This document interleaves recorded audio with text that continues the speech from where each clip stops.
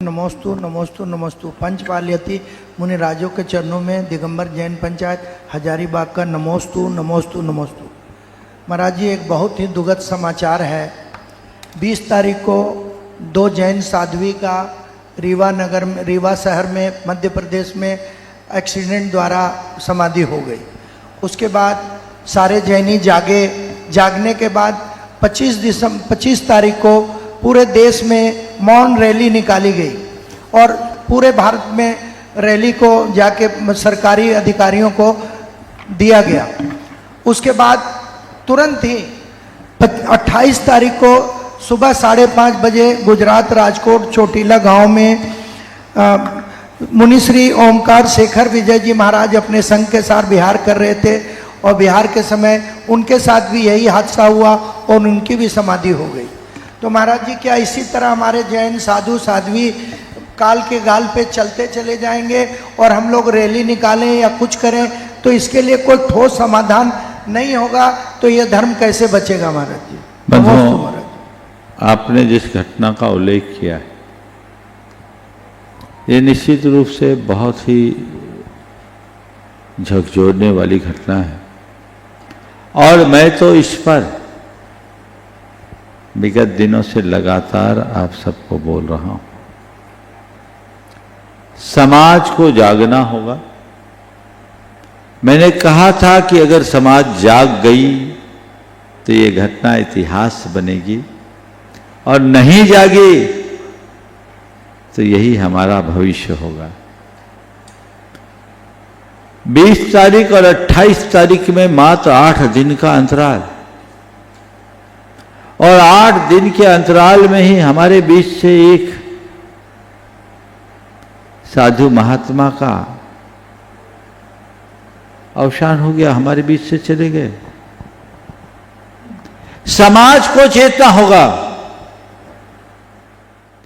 इसके लिए जागना होगा। मैं आप सबसे कहना चाहता हूं, केवल दुख, क्षोभ और आक्रोश प्रकट करने से कुछ नहीं होगा। हम प्रतिक्रिया नहीं, अब परिणाम चाहिए, इसका समाधान चाहिए। इस दिशा में आप सब सतत चले। कुछ दिन पहले एक भाई ने मुझसे कहा था कि महाराज जी, आपने इसके विषय में आगे क्या सोचा है? मैं सोच ही रहा था। कल जब यहां से शंका समाधान करके लौटा तो मुझे इसकी जानकारी मिली, तो मैंने कहा अब इसके लिए समाज को कुछ कार्य योजनाएं देनी चाहिए। निरंतर इसके लिए आप सबको प्रयत्न करना है। मैं देश भर के लोगों से कहूंगा कि इस पूरे के पूरे कार्यक्रम को एक अभियान के रूप में आगे बढ़ाइए। आपने देश भर में ज्ञापन सौंपे और आप ठंडे हो जाएंगे तो कुछ नहीं निकलेगा। हमारा अभियान तब पूर्ण माना जाएगा जब हमारे इस देश में विहार करने वाले हर साधु संत पूरी तरह सुरक्षित होंगे और उनका विहार निर्बाध होगा। पर मुझे मालूम है ये कार्य अकेले समाज के दम पर संभव नहीं है। इसमें शासन प्रशासन का पूर्ण सहयोग, समाज की सक्रिय भागीदारी और सर्व समाज को जोड़कर चलना होगा। अभी मैंने इसके लिए एक 7 दिवसीय योजना बनाई। उन 7 दिवसीय योजना में हमें सबसे पहले अपने पूरे के पूरे मांग को लोगों के बीच में रखना चाहिए और सबसे पहले अभी आने वाले 2 दिनों में अपने जो मुख्य मांग है उनकी आधिकारिक पत्र जारी करे और उसे सोशल मीडिया में अपना अभियान शुरू करे। क्योंकि हम देखते हैं आजकल जमीनी आंदोलन से ज़्यादा सार्थक आंदोलन सोशल मीडिया चला रहा है और अभी तो पूरे देश को सोशल मीडिया का आंदोलन ही हिला रखा है, जैसा आप लोगों से मुझे मालूम पड़ा है, आप सब समझ रहे हैं। तो सोशल मीडिया में अभियान चलाइए। अपने जितने प्रमुख मांग है उन मांगों को आप सार्वजनिक कीजिए जो ज्ञापन के माध्यम से आपके मांग गए हैं। चूँकि अभी सरकार ने रीवा की घटना में तो एक एसआईटी गठित कर दी, लेकिन आगे भी हो, ये जांच समयबद्ध हो, रिपोर्ट सार्वजनिक हो, दोषियों पर कठोर दंड हो, गैर इरादतन हत्या सहित उनके लिए उपयुक्त कार्रवाई हो, त्वरित न्यायालय में इसकी सुनवाई हो, राष्ट्रीय संत सुरक्षा नीति बने। ये सरकार के लिए आप जोर दे के कहिए। और भारत सरकार द्वारा नेशनल सेंट सेफ्टी पॉलिसी बनाए। नेशनल सेंट सेफ्टी पॉलिसी सरकार से आप बोलिए, सरकार तक ये बात पहुंचाएं कि सरकार ये घोषित करे ताकि हमारे सारे साधु संत सुरक्षित रहे। नेशनल सेंट सेफ्टी पॉलिसी और संत विहार सुरक्षा प्रोटोकॉल सुनिश्चित किया जाए जो सभी राज्यों में लागू हो। संत विहार सुरक्षा प्रोटोकॉल, संत विहार मार्ग सुरक्षा योजना, जब भी संतों का विहार हो पैदल मार्ग को सुरक्षित किया जाए। चेतावनी बोर्ड लगाया जाए जहां संतों का विहार होता है। गति पर नियंत्रण की बात निश्चित की जाए।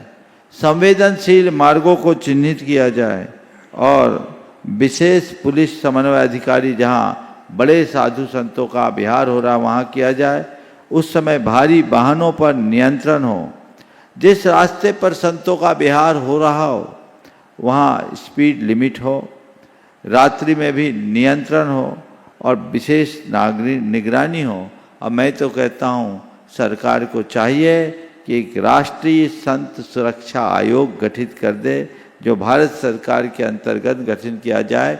भारत सरकार ऐसी संतों के प्रति श्रद्धा रखने वाली सरकार है और संतों के आशीर्वाद से बढ़ने वाली सरकार है। सरकार को इसके लिए एक व्यवस्था करनी चाहिए और एक संत सुरक्षा हेल्पलाइन जारी होनी चाहिए। 24/7 सातों दिन और 24 घंटे हेल्पलाइन होना चाहिए। कहीं भी उनको ये व्यवस्था हो जाए और ये व्यवस्थाएं अगर किया जाए तो हमारा बहुत काम हो सकता है। हम भारत सरकार एवं राज्य सरकारों से निवेदन करें कि संत समाज की सुरक्षा को केवल धार्मिक विषय न मानकर राष्ट्रीय सांस्कृतिक विरासत के संरक्षण का विषय माना जाए और उपयुक्त मांगों पर शीघ्र ध्यान दिया जाए। ये काम किया जाए और ये मांग पत्र को 2 दिन तक, इसे सोशल मीडिया में पहले तो गया है, कुछ और मैंने बढ़ाया है, लेकिन इससे आप पूरे देश में जारी करें। इसके बाद तीसरे दिन प्रेस वार्ताएं करें जगह जगह लोग इकट्ठे होकर, ताकि एक जागरूकता का माहौल हो। और चौथे और 5वें दिन हमारे समाजों का प्रतिनिधिमंडल प्रशासनिक अधिकारियों से मिले, उन तक अपनी बात पहुंचाए। ये अभियान तब आगे बढ़ेगा। और एक काम करें, हम इसके लिए प्रधानमंत्री कार्यालय तक हस्ताक्षर अभियान चलाएं। देश भर से कम 10 लाख हस्ताक्षर हो, या ऑनलाइन भी हो सके, ऑफलाइन भी हो सके। युवा वर्ग इसमें आगे आए। इसके लिए एक संत सुरक्षा अभियान के रूप में, राष्ट्रीय संत सुरक्षा अभियान के रूप में एक संगठन बनाया जाए और राष्ट्रीय स्तर से नीचे स्तर तक की इसकी कार्रवाई की जाए, जिसमें समाज के सभी वर्गों के लोग जुड़े। और जैन के साथ साथ हम अन्य बंधुओं को भी इसके साथ जोड़ करके चले तो बहुत अच्छा होगा। ऑनलाइन हस्ताक्षर अभियान एक साथ पूरे देश में हो, इसे योजनाबद्ध तरीके से काम किया जाए। और 7वें दिन हम संत सुरक्षा संकल्प सभा जगह जगह आयोजित करें, जिससे लोगों के हृदय में संतों की सुरक्षा की प्रेरणा जगे। तो ये बहुत बड़ा काम हो सकता है। प्रथम चरण में ये 2 कार्य 1 सप्ताह के लिए निरंतर किया जाए और सरकार के प्रतिनिधियों से इसके लिए पूरा दबाव बनाया जाए, तो बहुत बड़ा परिवर्तन आ सकता है। आप सब जानते हैं, सरकारें हैं, नेता लोग हैं, आपके सामने कुछ बोल देते हैं, लेकिन उसके बाद बातें जहाँ के तहाँ हो जाती है। मानवाधिकार आयोग के प्रमुख ने भी इस विषय में अपनी बात की, लेकिन ये चीज़ें जारी होने के बाद भी ज़मीनी हकीकत नहीं बन पाती। इसके लिए हमें बहुत जागरूकता से आगे आना होगा। तो मैं पूरे देश भर की जैन समाज से ये कहूँगा, इस तरह की घटनाएं होते रहेगी और आप आंसू बहाते रहेंगे। अभी जिन महाराज साहब का आपने उल्लेख किया, ज़्यादा उम्र भी नहीं दिख रही है, एकदम यौवन अवस्था।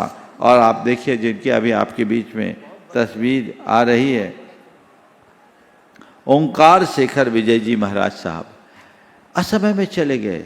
उनकी जो एक्सीडेंट की वीडियो आई वो इतनी खौफनाक है कि दिखाया भी नहीं जा सकता। किस तरीके से शरीर कुचल दिया गया, ये कितनी निर्ममता की बात है। ये दुर्घटना है या साजिश, इसका पता लगे, लेकिन इस चीज़ हमें दुर्घटना है तो भी रोकना है और षड्यंत्र है तो उसका पर्दाफाश होना है।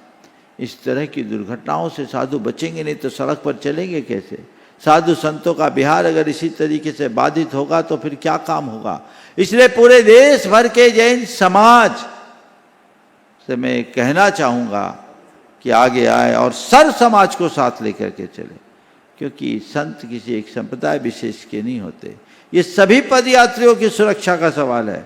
हर परंपरा में पैदल यात्रा करने वाले लोग होते हैं। कई लोग नर्मदा की परिक्रमा करते हैं, महीनों पैदल यात्रा करते हैं, उस समय वो संत जैसा ही जीवन जीते हैं। बहुत सारे जैसे संत हैं जो जैन परंपरा से अलग साधना करते हैं लेकिन पूरे जीवन पद यात्रा करते हैं। हमें उन सब की सुरक्षा के लिए जो पद यात्री है उनकी सुरक्षा सुनिश्चित करने की जिम्मेदारी सरकार की बनती है, और इसके लिए जिस स्तर पर कार्य किया जा सके हमें करना चाहिए। कल इस विषय में मैं और चिंतन करके आपको बताऊंगा कि हमें चरणबद्ध तरीके से क्या करना है। अभी ये 7 दिन का उपक्रम करना है, हमें इसके लिए एक संगठन खड़ा करना पड़ सकता है, एक बहुत बड़ा अभियान चलाना पड़ेगा, तभी ये काम होगा।